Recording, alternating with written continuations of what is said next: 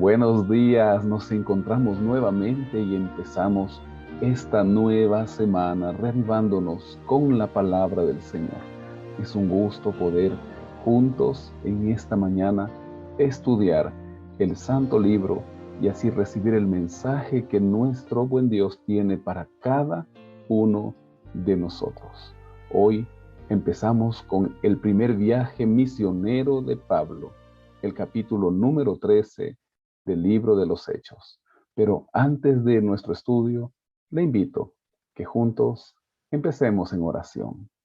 Nuestro buen Dios y Padre Celestial, gracias te damos, Señor. Gracias por tus misericordias. Gracias porque nos regalas esta nueva semana.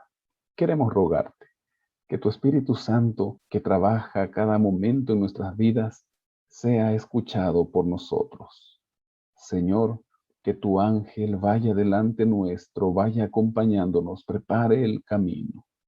Y Señor, que no hagamos caso omiso, sino más bien que con un heme aquí estemos dispuestos a hacer tu voluntad y a predicar y testificar la santa palabra. Acompáñanos en este momento a realizar este estudio, Señor. En el nombre de Jesús oramos. Amén. Amén. Así empezamos nuestro estudio de hoy.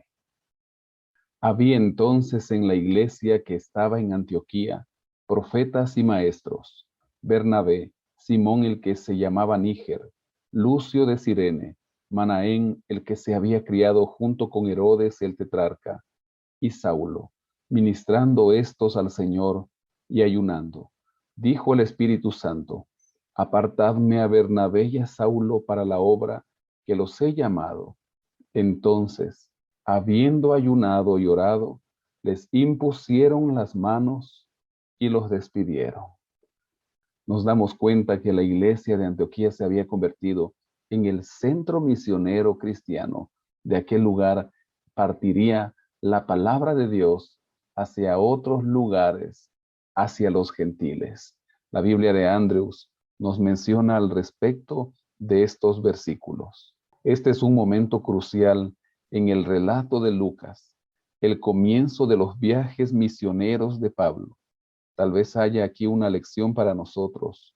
El éxito de los esfuerzos misioneros puede tener que ver con el modo en que comienzan. Y aquí vemos que comienza con oración y ayuno y escuchando, haciendo caso, obedeciendo a la palabra, a la orden que da el Espíritu Santo. Aquellos dos varones habían sido preparados y el Espíritu Santo los eligió para una obra especial. Versículo 4. Ellos entonces, enviados por el Espíritu Santo, descendieron a Seleucida y de allí navegaron a Chipre. Al llegar a Salamina, anunciaban la palabra de Dios en las sinagogas de los judíos. Tenían también a Juan de ayudante. Habiendo atravesado toda la isla hasta Pafos, hallaron a cierto mago falso profeta, judío, llamado Bar Jesús, que estaba con el procónsul Sergio Paulo, varón prudente. Este, llamando a Bernabé y a Saulo, deseaba oír la palabra de Dios, pero los resistía Elimas, el mago, pues así se traduce su nombre, intentando apartar de la fe al procónsul. Entonces Saulo, que también es Pablo, lleno del Espíritu Santo, fijando en él los ojos, le dijo: ellos visitan el primer lugar de su viaje, la isla de Chipre. Bernabé era de aquella localidad, era chipriota, y van hacia ese lugar. Es bueno empezar nuestra obra misionera con las personas que conocemos, en los lugares de donde nosotros procedemos o en donde vivimos. Y así lo hacen ellos. Y se encuentran aquí que el gobernador de la isla tiene un asistente, un ayudante, que es un mago, judío, falso profeta, que quiere apartarlo de la fe que ahora él ve que estos dos hombres están llevando. Pero también el relato en el versículo número 9 empieza a llamar a Saulo por Pablo. Dice aquí Lucas, Saulo, que también es Pablo. El nombre Saulo que es el griego del nombre Saúl. El original en hebreo es el nombre que sus padres habían puesto a este hombre de Dios. Pero ahora él lo cambia por el nombre latinizado, Pablo o Paulos, que quiere decir pequeño. Algunos eruditos, algunos teólogos mencionan que ese cambio de nombre él lo toma debido a que ahora era un esclavo de Jesucristo, como lo menciona constantemente en sus cartas. Ahora soy el más pequeño. De aquí en adelante el texto lo llamará como Pablo, que ahora tomará el protagonismo del libro. Su discurso, lleno de todo engaño y de toda maldad. Hijo del diablo, enemigo de toda justicia, ¿no cesarás de trastornar los caminos rectos del Señor? Ahora pues la mano del Señor está contra ti y quedarás ciego y no verás el sol por algún tiempo. Inmediatamente cayeron sobre él oscuridad y tinieblas, y andando alrededor buscaba quien lo condujera de la mano. Entonces el procónsul, viendo lo que había sucedido, creyó, admirado de la doctrina del Señor. Pablo da una exhortación a Bar Jesús, que quiere decir hijo de Jesús, o también llamado Elimas, y pronuncia un castigo, una ceguera muy similar a la que le sucedió a él, una ceguera temporal, la cual inmediatamente le ocurrió. Esto haría que lo sucedido produzca que el procónsul crea, se admire de la doctrina de Jesucristo. Verso 13. Habiendo zarpado de Pafos, Pablo y sus compañeros llegaron a Perge de Panfilia, pero Juan, apartándose de ellos, volvió a Jerusalén. Ellos, pasando de Perge, llegaron a Antioquía de Pisidia y entraron en la sinagoga un sábado y se sentaron. Después de la lectura de la ley y de los profetas, los altos dignatarios de la sinagoga mandaron a decirles: Hermanos, si tenéis alguna palabra de exhortación para el pueblo, hablad.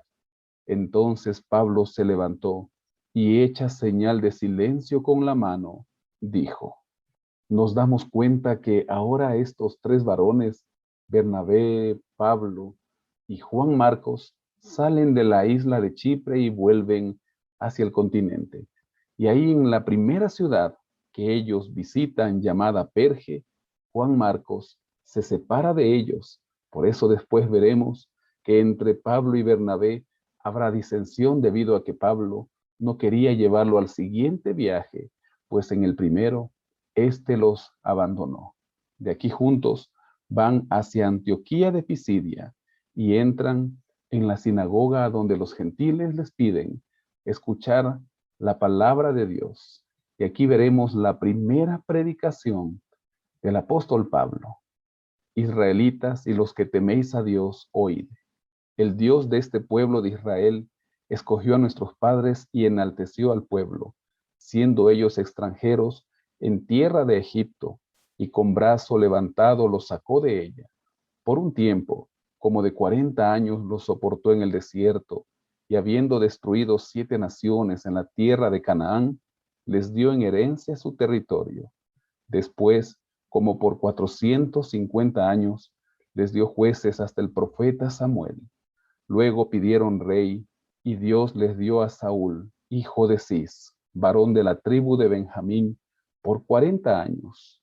Quitado éste, les levantó por rey a David, de quien dio también testimonio diciendo: He hallado a David, hijo de Isaí, varón conforme a mi corazón, quien hará todo lo que yo quiero.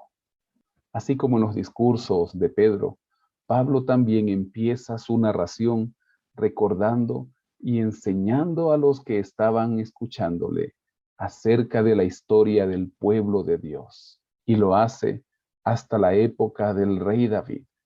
Así continúa, verso 23.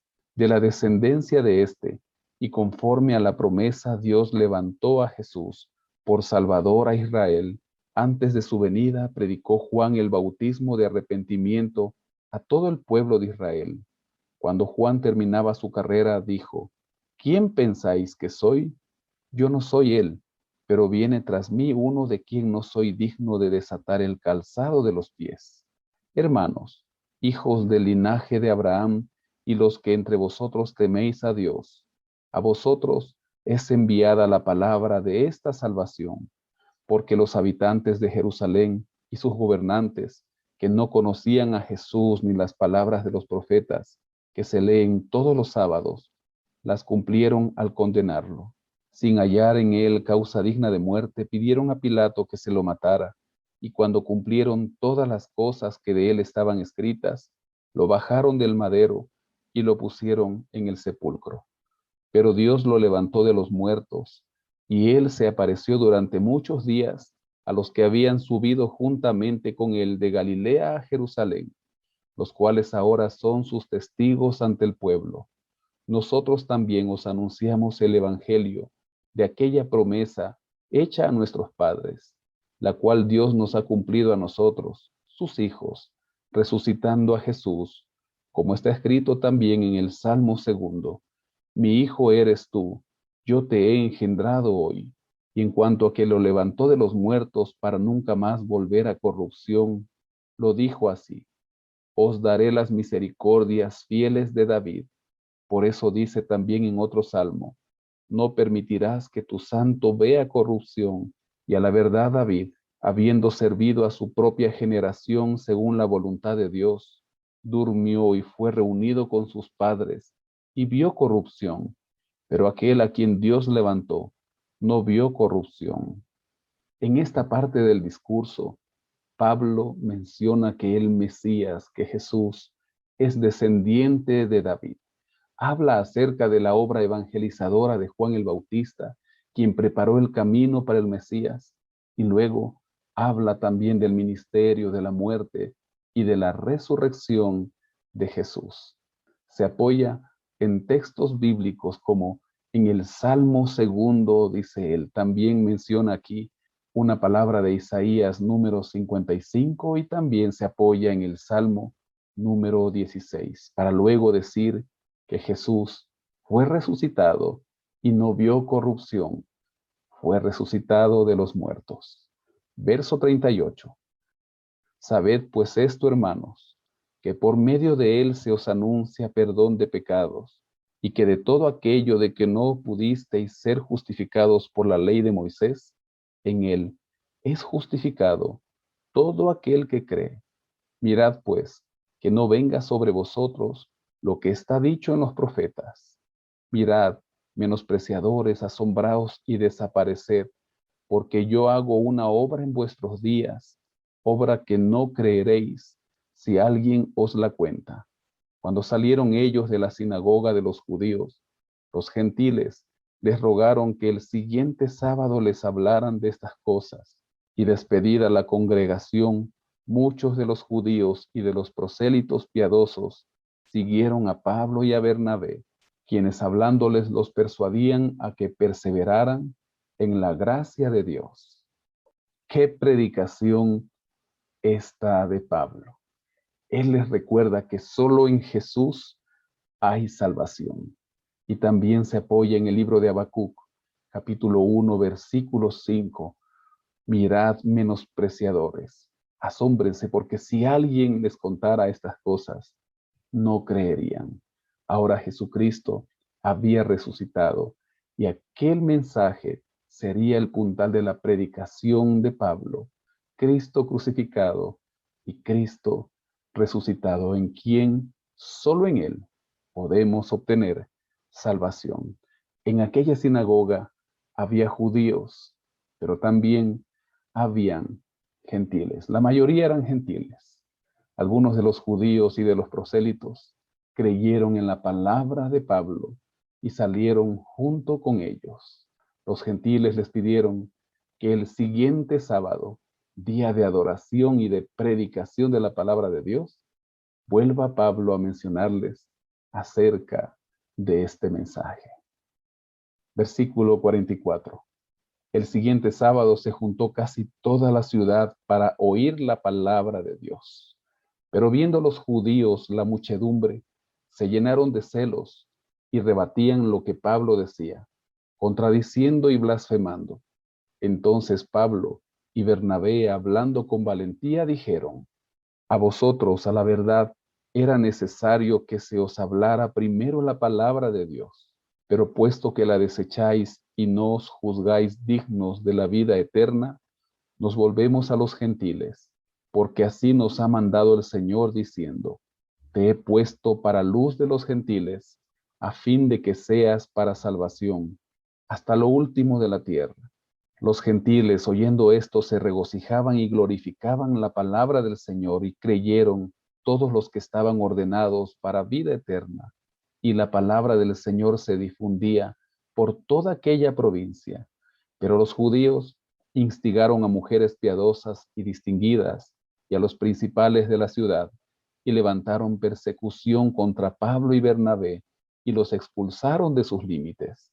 Ellos entonces, sacudiendo contra ellos el polvo de sus pies, llegaron a Iconio, y los discípulos estaban llenos de gozo y del Espíritu Santo. Los judíos se llenan de celos, rebaten y blasfeman el mensaje que estos dos hombres estaban dando al pueblo. Ahora ellos les dicen: nos volveremos hacia los gentiles, mencionando aquí Isaías, capítulo 49, versículo 6, en donde el Señor, ya por medio de su profeta, nos decía que la luz iría hasta lo último de la tierra, hacia los gentiles. Ahora los judíos utilizan artimañas, mujeres piadosas, y también se valen de los dirigentes de la ciudad. Levantan falso testimonio. Estos dos varones de Dios les toca salir de aquella ciudad y continuar su viaje hacia otra, pues empezó persecución en aquella ciudad. Sacuden el polvo y continúan gozosos. Esa es la misión que tenemos también hoy: predicar. Muchos la oirán, muchos la atesorarán, otros no querrán escucharla, inclusive actuarán en contra de nosotros. Pero lo que debemos hacer es predicar y predicar. Con gozo seguir adelante. Qué ejemplo el que nos dan y nos darán estos predicadores, sobre todo el apóstol Pablo, en lo que continuaremos leyendo en el resto del libro de los Hechos. Hay muchas maravillas de la palabra de Dios por aprender. Ahora terminemos juntos en oración.